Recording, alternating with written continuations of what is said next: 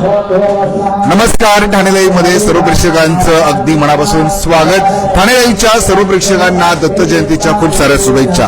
सध्या आपण ठाण्यातील सुप्रसिद्ध अशा दत्त मंदिरात आहोत आणि या दत्त मंदिरामध्ये आपण बघू शकतो दत्त जयंतीचा उत्सव जो आहे तो मोठ्या भक्तिभावाने साजरा करण्यात येतोय आणि अगदी सकाळी 6 वाजतापासूनच विविध कार्यक्रमांचं आयोजन या ठिकाणी करण्यात आलेलं आहे. सकाळी 6 वाजता श्रींचा महाअभिषेक करण्यात आला तर सकाळी 7 वाजता आरती करण्यात आलेली आहे आणि सकाळी 8 वाजता दत्तयाग आरंभ असेल, प्रधान संकल्प असेल, गणेश पूजन असेल आणि आता 9:30 वाजता योगी मंडळ असेल, श्रीपाल मंडळ स्थापन असेल तर 10 वाजता प्रधान मंडळ स्थापन, 11 वाजता नवग्रह मंडळ, रुद्र मंडळ, देवता स्थापन करण्यात तर 12 वाजता आपण बघू शकतो आता नवग्रह हवन या ठिकाणी संपन्न होणार आहे आणि सकाळपासूनच या दुबिया येथील प्रसिद्ध दत्त मंदिरात भाविकांची अलोट गर्दी आपल्याला पाहायला मिळते आणि संध्याकाळी महत्वाचं म्हणजे 6 वाजता श्रींचा जन्मोत्सव जो आहे तो साजरा केला जाणार आहे. तर सायंकाळी 4 वाजता भव्य पालखी मिरवणूक जी आहे ती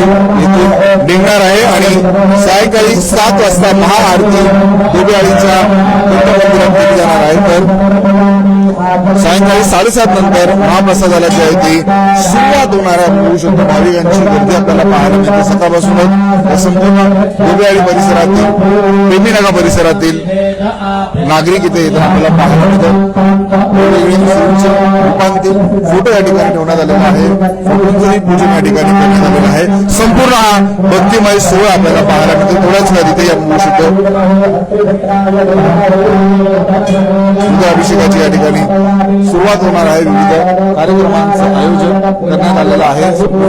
मंदिर परिसरामध्ये सुंदर अशी फुलांची आरास करण्यात आलेली आहे. हा संपूर्ण भक्तिमय सोहळा आपल्याला पाहायला मिळतो आणि ठाण्यातील सुप्रसिद्ध असं हे दत्त मंदिरात आपण बघू शकतो सुंदर अशी फुलांची आरास आणि हा संपूर्ण भक्तिमय सोहळा आपल्याला या ठिकाणी पाहायला मिळतो, अनुभवायला मिळतो.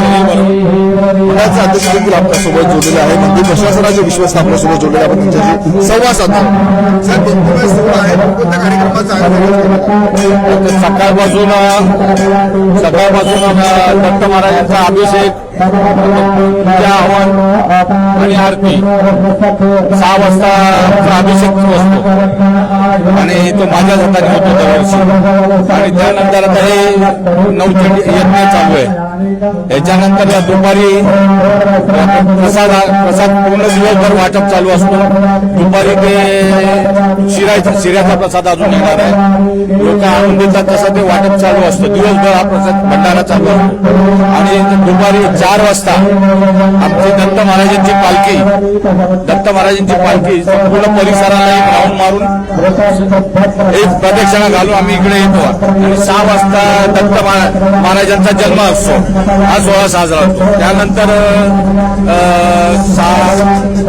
7 वाजता आरती आहे परत दत्त महाराजांची आणि त्याच्यानंतर 7:30 वाजता भंडारा चालू आहे. साधारणतः 2,000 ते 2,500 लोक दरवर्षी जेवतात भंडारा.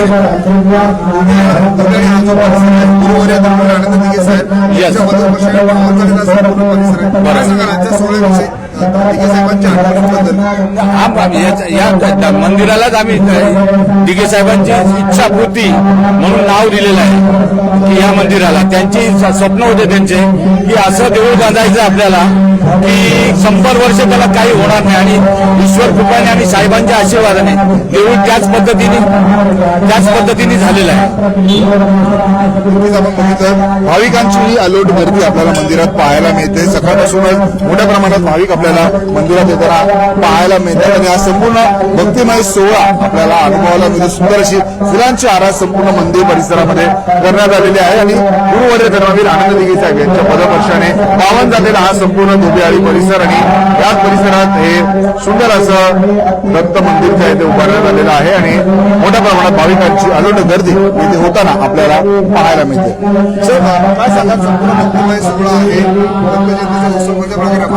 हे आपलं जे मंदिर आहे हे गुरुवर्य धर्मवीर आनंद दिघे साहेबांचे स्वप्नपूर्ती मंदिर आहे. याची स्थापना आपल्या 1949 मध्ये झालेली आहे आणि 2001 पासून इथं शिवसेना पुरस्कृत डोबियाळी मित्र मंडळ याच्या मार्फतमध्ये आपले उपक्रम चालू झाले. राज्याचे मुख्यमंत्री माननीय नामदार एकनाथजी शिंदे साहेब आणि आताचे उपमुख्यमंत्री एकनाथ शिंदे साहेब यांच्या हस्ते हे मंडळाचे आपले सल्लागार आहेत आणि आपल्या मंदिराची कमीत कमी 2012 पासून ओपनिंग झालेलं आहे.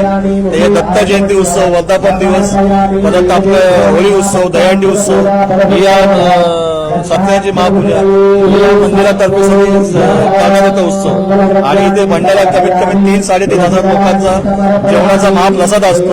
इतर वाडीतले सर्व भाविक या प्रसादाला अन्नदान करतात, जलदान करतात, कोणी जीपेनी देणगीद्वारे दान करतात. त्याच्यामुळे मंदिराचं ती आवकही वाढलेली आहे आणि लोकांचा भंडाराही लोकांना उत्तम मिळतोय.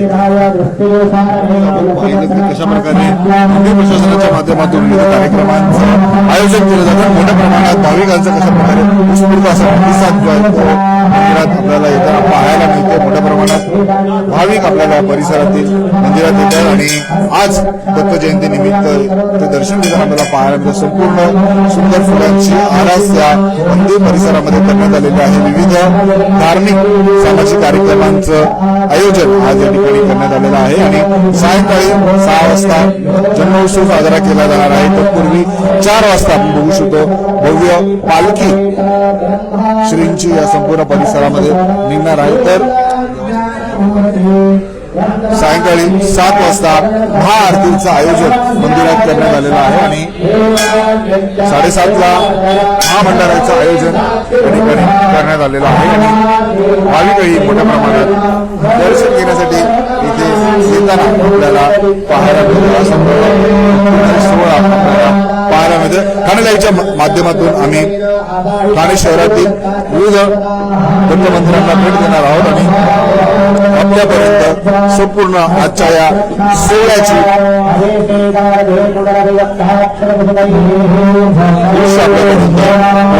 हा संपूर्ण भक्तिमय सोहळा आपल्याला पाहायला मिळतो. 2 जोडपे या ठिकाणी बसले त्यांच्या माध्यमातून या ठिकाणी